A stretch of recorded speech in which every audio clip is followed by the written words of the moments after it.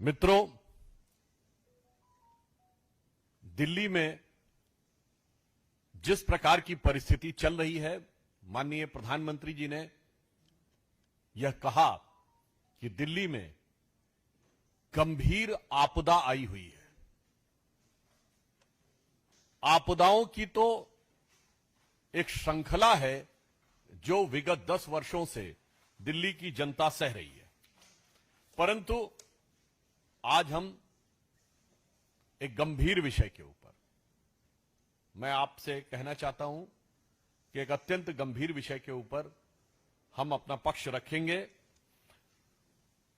और प्रतिदिन एक आपदा के बारे में बताएंगे।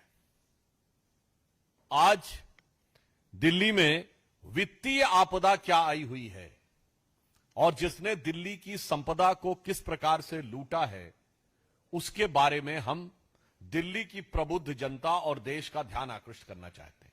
आप सभी जानते हैं कि वित्तीय दृष्टि से दिल्ली यानी financially Delhi was considered as one of the most efficient and prominent state.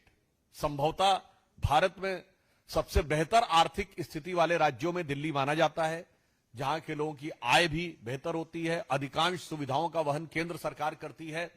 और जब आम आदमी पार्टी सरकार को यह सत्ता मिली तो दिल्ली प्रॉफिट का बजट हुआ करता था।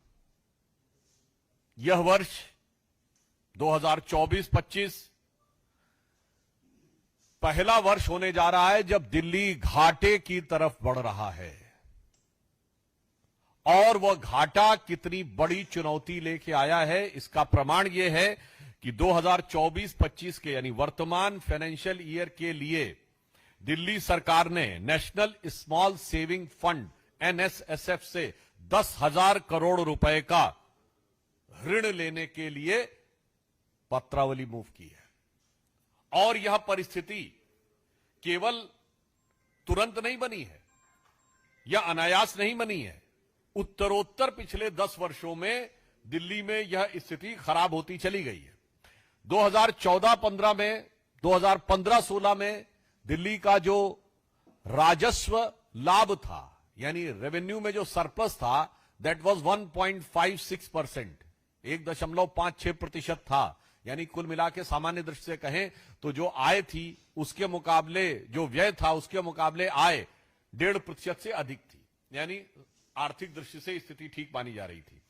फिर वो गिरना शुरू होता है, 2016-17 में 0.85 पे आता है, फिर 0.72 पे आता है, एक बार उठ के 0.95 पहुंचता है, और 2020-21 में वो 0.19% पे आ जाता है, फिर 0.3 पे आता है, और इस साल वो निगेटिव में जाता हुआ दिखाई पड़ रहा है।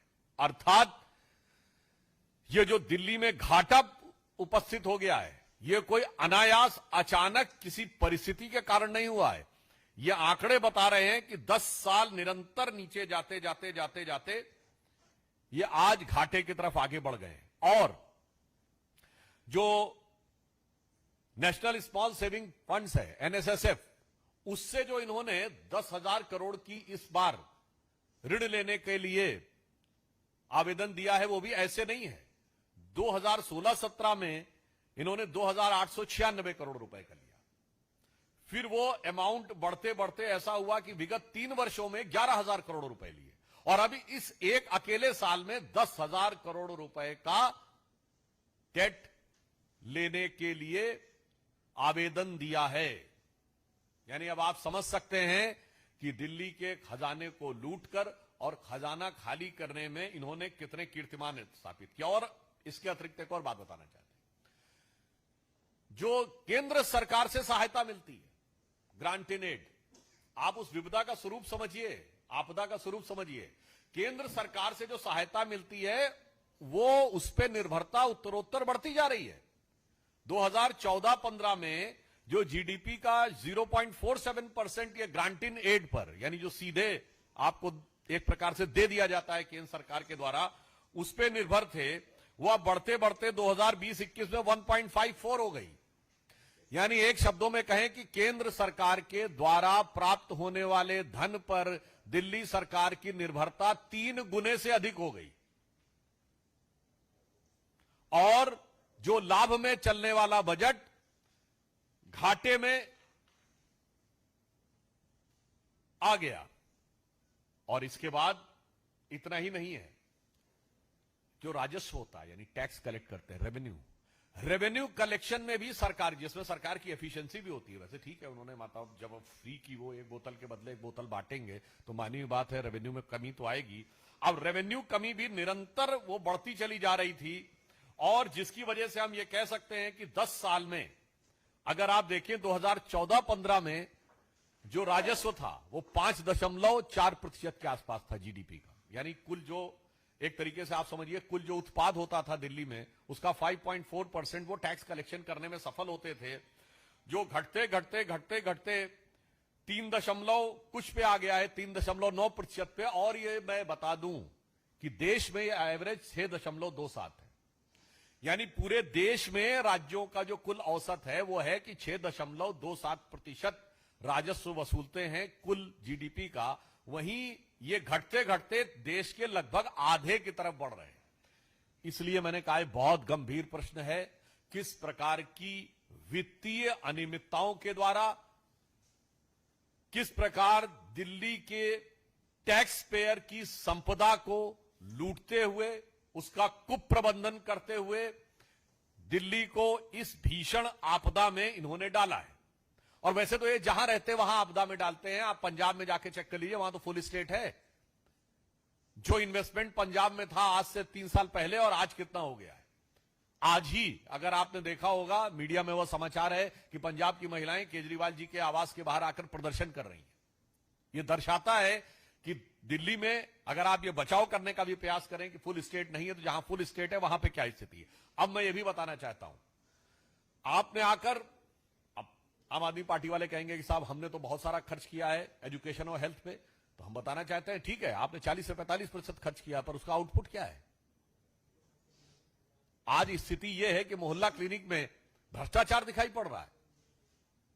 आपने शिक्षा की बात कही तो शिक्षा को लेकर न्यायालय ने आपके ऊपर टिप्पणी की हुई है।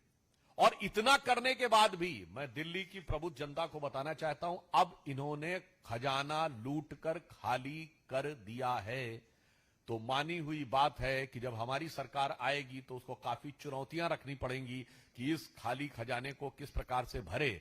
और जो ख्वाबों ख्यालों में सोचते हैं इनकी सरकार कभी आई तो ये समझ लीजिए वो ख्वाबों ख्यालों वाली सरकार में कि आगे ऐसी स्थिति होगी कि किसी भी चीज के लिए कोई धन बचने की स्थिति नहीं होगी। अब मैं बताना चाहता हूं केजरीवाल साहब को, आप कहते हैं कि आप गरीबों को देना चाहते हैं, किस प्रकार से दिया जाता है फ्री का, वो प्रधानमंत्री श्री नरेंद्र मोदी जी से सीखिए। आपने बिजली फ्री देने की बात कही और शुरू में तो बिल 0 आते थे, तो पता ही नहीं कितना आपने खर्च किया और कंपनियों को पेमेंट होता था। वो सारा घोटाला सबके सामने आ चुका है, क्योंकि सरकार के खाते से नहीं जा रहा है, सरकार पेमेंट कर रही है बिजली कंपनियों को और बिजली कंपनियां प्राइवेट हैं। देना है तो प्रधानमंत्री जी के रूप में देखिए, प्रधानमंत्री जी ने सूर्य घर बिजली योजना प्रारंभ की है, यानी सोलर पैनल्स लगाकर कोई भी अपने घर में बिजली बना सकता है। और 7.5 लाख लोग आवासों पर अब तक सोलर पैनल्स लग चुके हैं, यानी बिजली टोटली फ्री, न खजाने पर बोझ न पर्यावरण पर बोझ, clean energy, total free energy. और इसके अतिरिक्त इतना ही नहीं, वो परमानेंट फ्री, किसी को डराने की भी जरूरत नहीं है कि ये रहेंगे तो फ्री मिलेगा, वो रहेंगे तो फ्री नहीं मिलेगा, वो परमानेंट फ्री।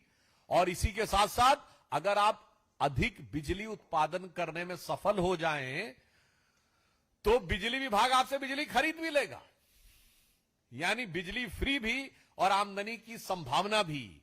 मगर क्या बताएं, जो अपने को सबसे ज्यादा पढ़े लिखे होने का दावा करते हैं, ऐसा प्रतीत होता है कि उन महोदय के ही को सिर्फ खजाना लूटना आता है, खजाना खाली करना आता है, दिमाग खाली रख के आते हैं। दिमाग का प्रयोग करें तो जो प्रधानमंत्री जी ने किस रूप में किया है, जब हमारी सरकार बनी तो सोलर पैनल्स, सबसे पहले सोलर अलायंस बना, फिर सोलर पैनल्स का प्रोडक्ट लिंक ईटी स्कीम में कंस्ट्रक्शन शुरू हुआ, अन्यथा हम टोटल बाहर से आयात करते रहते। और उसके बाद 22 जनवरी 2024 को, जिस दिन श्री रामलला विराजमान की प्राण प्रतिष्ठा थी, उस दिन प्रधानमंत्री सूर्यघर बिजली योजना का प्रारंभ हुआ। ऐसे आप सोचिए कि किस ढंग से विकास किया जाता है और किस ढंग से जनता को मुफ्त सेवाएं उपलब्ध कराई जा सकती हैं, सफलता के साथ और वित्तीय प्रबंधन के साथ। इसलिए अंत में मैं कहना चाहता हूं दिल्ली की जनता से, और देश की जनता भी सोचे कि नई राजनीति का प्रयोग करने वाले क्या होते हैं। बड़ा प्रसिद्ध दोहा है रहीम दास का कि रहीमन विपदा हूं भली जो थोड़े दिन होए, रहीमन विपदा हूं भली जो थोड़े दिन होए, हित अनहित या जगत में जानी परत सब कोई। अर्थात विपदा जो है वो थोड़े दिन की अच्छी होती है, क्योंकि क्या अच्छा है, क्या बुरा है, क्या आपके हित में है, क्या अहित में है, ये सब कुछ दिखाई पड़ जाता है। इसलिए मगर दिल्ली में ये विपदा, ये आपदा बहुत लंबी हो गई है, अब ये 10 वर्ष की हो गई है। इसलिए अब जागृत होकर दिल्ली की जनता को इस आपदा को, दिल्ली की संपदा को लूटने वालों को से मुक्ति का मार्ग प्रशस्त करना होगा। और हम आश्वस्त हैं कि वो इस दिशा में आगे बढ़कर इस आपदा के प्रबंधन में, इस आपदा के निवारण में सक्रिय भूमिका निभाएंगे। और इसी श्रृंखला में कल हम लोग आपको एक और आपदा बताएंगे। आज फाइनेंशियल क्राइसिस, वित्तीय आपदा के संदर्भ में बताया, कल पार्टी एक अन्य आपदा के संदर्भ में बताएगी। धन्यवाद।